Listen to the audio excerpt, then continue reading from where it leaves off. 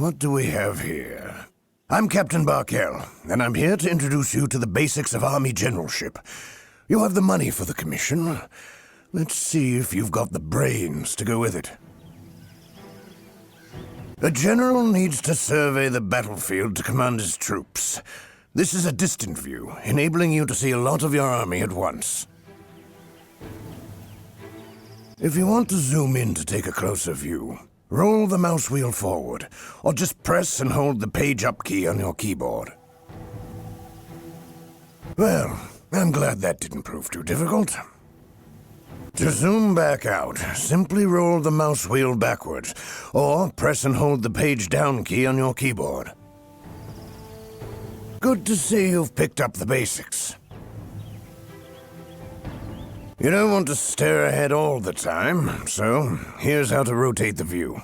Press and hold the C button on your keyboard. Now, while holding the C button, move your mouse left or right. As you can see, the view rotates left or right horizontally according to the movement of your mouse. You make it look as easy as it actually is. Now practice the horizontal rotation for a while. Well, that's enough of that. That's horizontal rotation. But you can rotate the view freely. To do this, press and hold the left Alt on your keyboard first. Now move your mouse anywhere. As you'll see, the view rotates wherever you move the mouse. Try it out and see for yourself. Have you done this before? You seem like a natural. In the heat of battle, you'll be zooming and rotating the view like there's no tomorrow.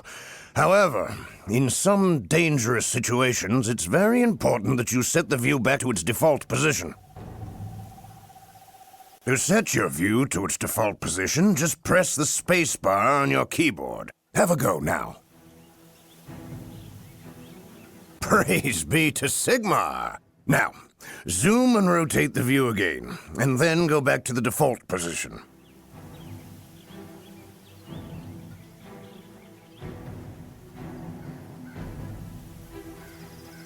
You learn quickly. That's good to see. You don't want to just look around. So, now we'll see how you move on the battlefield.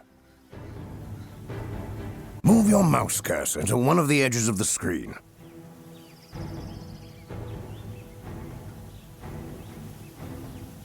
There's also a different way to change the view. If you press and hold the mouse wheel or the N key on your keyboard, you can pan the view. Now move your mouse in any direction. You'll get a medal from the Emperor, to be sure. As you can see, the battlefield moves below you as if you grabbed and pulled it by the mouse cursor. Well, since you've mastered that, I'll let you in on a third way to move the view above the battlefield. But don't tell anyone else. At the lower left corner of your screen, there's an overview map called the mini-map. Here, you can see the top view of the whole battlefield. The white triangle shows your camera position. Now, move your mouse cursor to the red circle on the mini-map and click the left mouse button. There's no stopping you, is there? The camera jumped to this new location. Why don't you try it again? You've learned how to manipulate your view of the battlefield so far. However, you're going to actually have to command your army to win battles. So, let's take a look at that. You can see a small force in the middle of the military camp. The Count thinks a lot of you and has given you some of his soldiers to command. Lucky you. There are no individual soldiers on the battlefield. Every soldier is part of a group called a unit. Now, here you have a swordsman unit, which is a basic melee unit, and next to them is a handgunners unit, which is a basic ranged unit in the Empire Army. To get the attention of the swordsman unit, just click with the left mouse button on either the soldiers, the unit banner above them, or the unit card on the user interface at the bottom of the screen. Sigmar wills it! The Now darkness they're ready to be ordered about. I'll show you how you can move them around. Let none bar our path.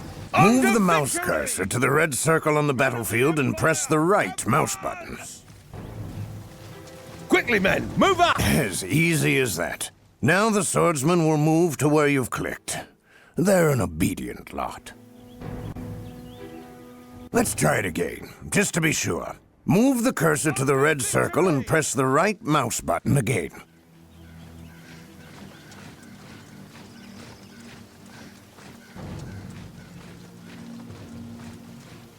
Our cause is just, my lord. Forward, Yes, sons you've of definitely got this mastered. Victory will be yours. One way to select multiple units is the selection rectangle. Move your cursor anywhere on the battlefield, then press and hold the left mouse button and start to move the mouse. For Magnus and the There, Empire! you seem to have got that. Now you're drawing a green rectangle. Try to surround the swordsman and the handgunners with the rectangle and then release the mouse button. If you surrounded them completely, both units will be selected. Advance at my command! Well done. The Count will be most happy. On the left, move out! Most of your units will move in formations. They form a square-like shape that helps them fight together and makes it harder for the enemy to harm them. However, moving in formation takes extra time, and in addition, the units that move in formation are more vulnerable from the back. So it's very important that you make sure you have them facing the right way. Never show your back to the enemy. For the most efficient use of your troops, you need to combine movement and facing change. Advance! Move your mouse cursor to the red circle. Then press and hold the right mouse button. Let none bar our path. Good. Well, you can see that after a short while, the green arrow appears below the mouse cursor. Get If you moving, release the lazy button, the unit moves to the target location and faces in the direction you selected.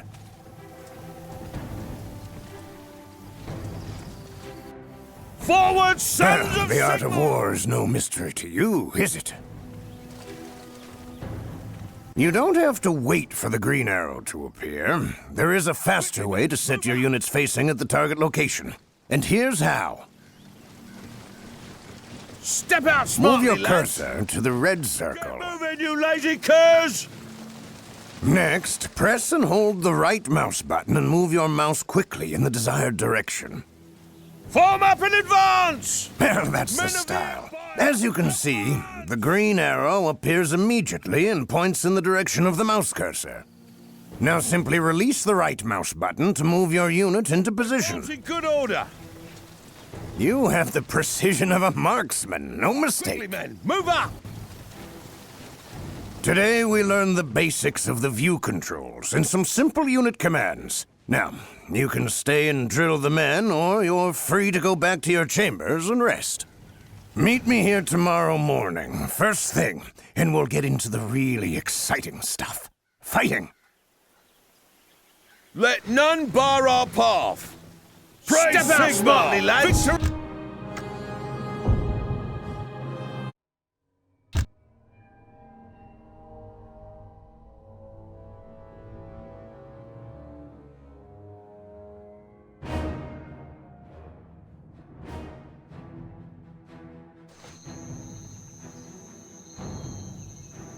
Well, glad to see you up bright and early. Today, I'll continue with your lessons on the fundamentals of battle. Before a battle begins in earnest, the game is paused and you can deploy your units. However, you can't just put them wherever you like, only in an area called the deployment zone. It is marked out by small flags. And now, there are your two units from yesterday, the swordsman and the handgunner units. Let's see how you can move them within the deployment zone. First, order the swordsman by clicking on them. Sigmar wills That's it. right. Now, move your cursor over the red circle and press the right mouse button. Bar our path. March on! All good. Now the swordsmen are moved to the new location immediately. During the deployment phase, you can rotate your units in the same way you did yesterday. Now that you've learned how to deploy your army, let's move on. Click on the End Deployment Phase button at the top of the screen to finish your deployment. Step out smartly, lads! Now select your swordsman unit again. Faithful shall prosper. When a unit is selected, you can see its command buttons at the lower right corner of the screen. This is the command panel. Now we'll learn the basic commands. The upper left button on the command panel is the stop. If the selected unit is moving and you click on the stop button, the unit stops immediately. Select the swordsman and practice the stop command. That's it. You've got the hang of that.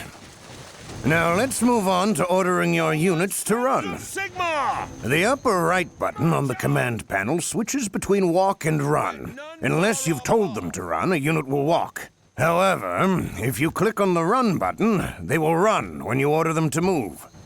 Why don't you try it on the swordsman? Select them, switch the button to run, and then send them to the red circle. Form up in advance! Step out smartly, lads! The distance a unit can travel depends on the stamina of the unit. The stamina is shown below the unit card. All right, let's look at some of the formations units can adopt. On the bottom of the command panel, you can find the two formation buttons. Men of the Empire! With the left button, you can change the unit's formation from line to column and vice versa. In column formation, the units can march faster and move through terrain more efficiently, but it is not great for fighting. In line formation, the unit charges and fights more effectively, but is harder to move around. Now, select one of your units and order them to change formation a few times. What are your orders, my lord? That's line and column, but there's also open and loose formation, too. Men of With the Empire! right-hand formation button, you can switch the unit between tight and loose formation. In tight formation, the unit will charge and fight faster. While in loose formation, area spells and siege weapons used by the enemy are less effective against them. Move up! Now, select one of your units and try the loose and tight formations. Break ranks and spread out! You've mastered formation changes. Well done. Well, that's enough about moving your units around. You want to know how they fight, don't you? We'll leave the camp now. The forests in these remote lands are infested with all manner of vile creatures. But a well-trained fighting force such as yours should be safe. Ready! Select your March! swordsmen and move them to the red circle outside the military camp. Victory or death! Forward, sons of Sigma!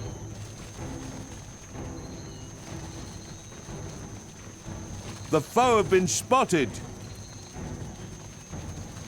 We shall Right, prevail. there's some goblins. These evil greenskins are well known for their cruelty and cowardice. I think they'll be a perfect test for your command skills. For the Select the Empire! swordsman, and then move the cursor above the goblins. As you can see, the cursor changes, representing that it is over an enemy you can attack. Now press the right mouse button on the goblins. It's under attack. That's the spirit. Now your swordsman will attack the goblins. You can see that when your swordsmen are close enough, they charge. It's important that you charge first if you can, as charge impacts the foe and causes more damage to them. Your swordsmen greatly outnumber the goblins, and they don't like getting cut down, so the little bastards' morale starts to drop. You can see their morale on their unit banner above them, and also below their unit card on the user interface. It's a light gray line that drops if the unit is being attacked. Low enemy morale is good, but it is crucial that your units don't lose too much morale. Troops with poor morale fight less effectively.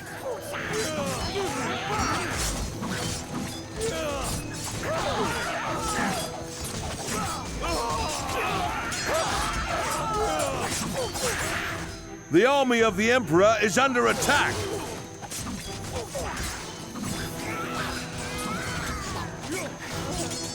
What are your orders, my lord? Close in, lock shields!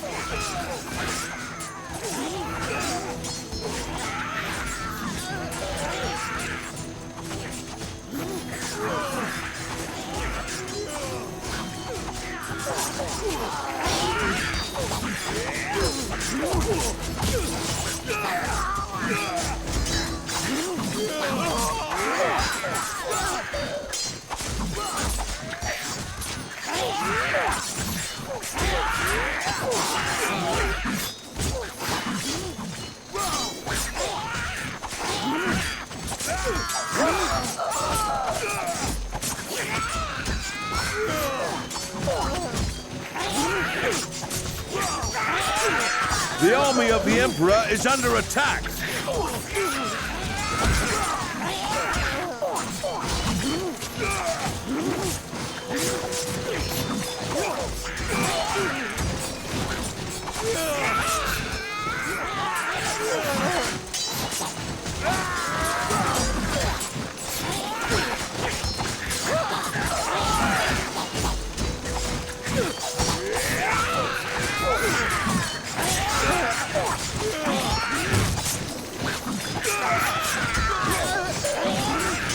Now the goblins have lost all of their morale, and they've been well and truly beaten. Now they turn tail and run for it. Your swordsmen won't pursue them. That's because they're in their default stand ground stance. If you want to change their stance, just click on the stand ground button on the command panel. Look sharp! Draw a weapon! Good. Now the swordsmen are in charge at will stance. If a unit is in the charge at will stance, they'll automatically pursue fleeing enemies, and they'll attack on their own initiative if an enemy is near them or if they're shot at by enemy units. Your swordsmen are a melee unit, like most of the units you'll command. They have to move close to an enemy to fight them. However, there are ranged units that can fire from a long distance, like your handgunners. You should be looking forward to this. You need to select the handgunner and jump the view to them by double-clicking on their unit card. Advance on the enemy! See how quick that was? Well done. As I said, ranged units can fight from a long distance. You can see the shooting range of a unit if you select the Show Range button on the left side of the minimap. Advance on the enemy! Form skirmish screen! Move out!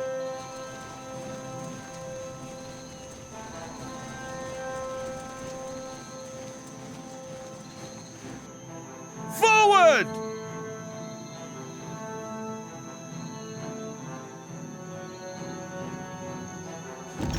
Now you can see a green circle around your handgunner. This is their shooting range. Quite a distance, isn't it?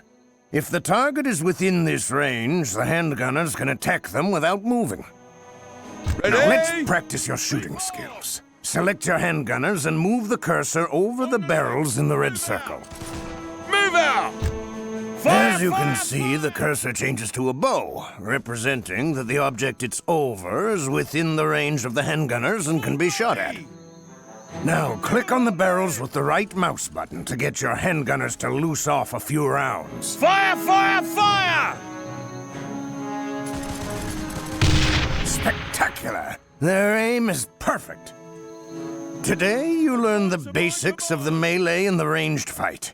Now you can stay and practice these skills with your units, or go back to your room and rest up for a long day tomorrow. Reform! Come back here after breakfast, and we'll continue with your lessons. Fire! Praise Step lively there!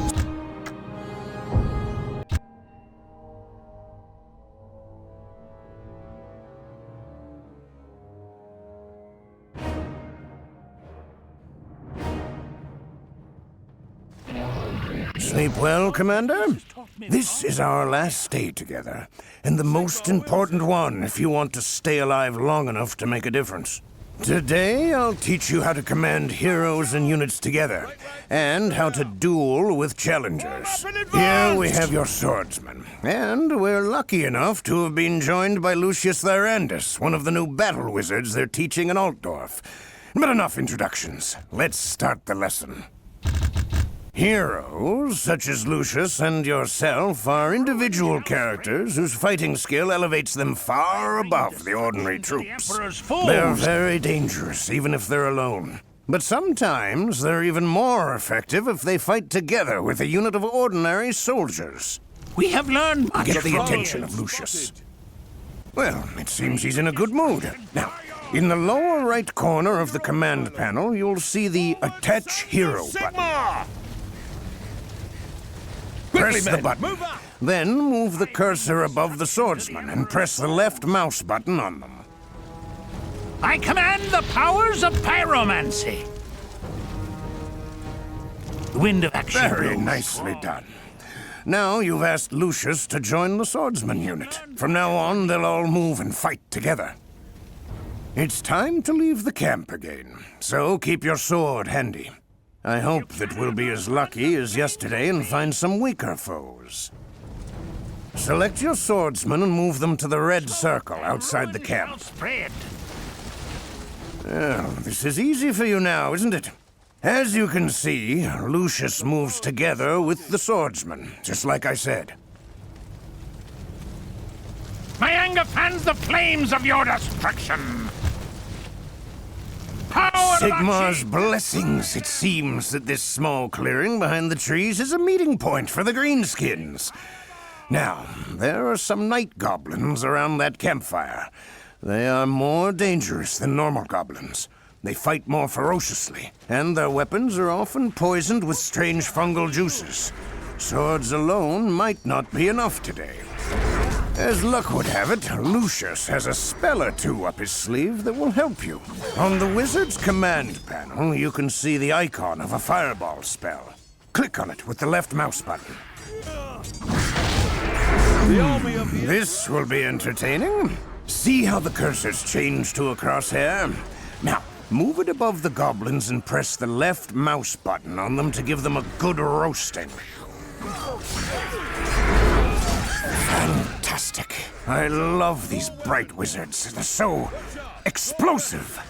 Watch out, though. You've attracted the night goblins' attention, and they'll attack you. Now that the night goblins are attacking, it's time to use some protective spells. Bright wizards know some very effective battle spells. One of them is the Flaming Shield of Andor. It's a magical fire shield that protects the wizard and his unit for a while. Click on the icon of the Flaming Shield of Andor now. See, that wasn't hard, was it? The wizard and his unit are now protected while the spell is cast. Unfortunately, spells are not cast from thin air, as much as it might seem that way. At the top of the screen, you can see a blue bar. This is the Army Power Pool, showing how much magical energy the Army has gleaned from the winds of magic. Every spell cast, and even the skills used by heroes, cost power. If a hero casts too many spells, the others won't be able to cast theirs. The Army Power Pool refills over time as the winds of magic blow softer or stronger. But this process is slow, so you must use your spells and skills sparingly and wisely. I follow the flame. The might of Thanks Sigma to the magic of Lucius, you've annihilated those pesky night goblins. After defeating the night goblins, your wizard gained experience, and now has enough to increase his powers. You can see this because his level has increased.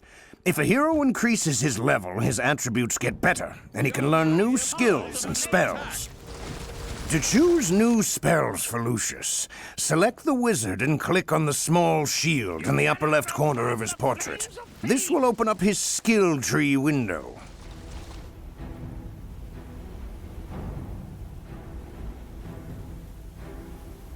That's the one. Here, you can spend the available skill points he's earned to learn new skills or to improve existing ones. There are 3 sections. The left one contains skills and spells that make a hero a more dangerous fighter. The middle one contains the dual skills and spells used in single combat with enemy heroes. The right-hand one contains skills and spells that make the army, and especially the hero's unit, more effective on the battlefield. Click on one of the available skills with the left mouse button to spend a skill point. Lucius looks pleased with your choice. Now spend the remaining skill points. As the flame seeks Good. the fuel. Now that you've spent all of the remaining skill points, close the skill tree window by clicking on the Close button. I know from reports I received last night that the goblins stole some treasure. Luckily, the cowards dropped it when you beat them. Look closely. You can see it on the ground over there. I'm sure you'll want to grab that loot. So, select your wizard and then click on the treasure with the right mouse button. Watch him go for that gold. Your wizard has picked up the goblin's treasure. It's a healing potion they took from the apothecary. Its icon has appeared on the user interface. So now let's use it. Click with the left mouse button on the icon of the healing potion. A fire chooses its own path. So it's selected now and you can activate the item. It's healed the wizard, and because it can only be used once, its icon has disappeared. Lucius is looking more perky now, though. Your heroes can have many items. If you want to see or edit them, you'll have to open his character window. Its button can be found on the user interface, below the selected hero's portrait. Yes, that's the one. And now you've opened the character window of your wizard. The upper part of the window contains the statistics of the hero. Below it, you can see the items he uses, split across 8 slots. Move your cursor above them to see their details. Below the active items, the hero's bag can be found. If there's no free slot for an item, it can be put into the bag. Later, it can be sold in a city or placed in a slot that becomes empty, so you don't have to throw it away. Well, that's your command skills polished. But what about your fighting skills, huh? Time to duel! Power of the white If flame! 2 enemy heroes meet on the battlefield, they can challenge each other. In this case, they'll clash in a heroic duel. During a duel, nobody and nothing can harm them except the hero they fight with. Captain Vandergaard and Commander Kreese will help me show you the basics of dueling. They will imitate a fight for you. First of all is the challenge itself. Select Captain Vandergaard. Are you brave? He's listening to you. Now a special effect appears around him. It shows that an enemy hero is near him. In addition, you can see the captain's icon on the screen above the command panel. Next to the captain's icon, there's a smaller icon, which shows the enemy hero. To challenge the enemy hero, just click on his small icon with the left mouse button. I will ask for no That's quarter it. and will offer Now the captain starts to approach the enemy hero. And when they meet, a bright effect, which we call the duel circle, appears around them. From that moment, they can't be attacked or harmed by enemies outside the circle. It's an honor thing, I'm told. Now the duel begins. The buttons on the captain's command panel have been changed. Now you can see the duel buttons here. On the top of the command panel, the 3 buttons from the left are the general duel skills.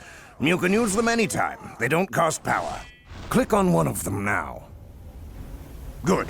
As you can see, if you activate a general duel skill, all the 3 general duel skills are given a cooldown time. During this time, you can't use them. Next to them is the flee button.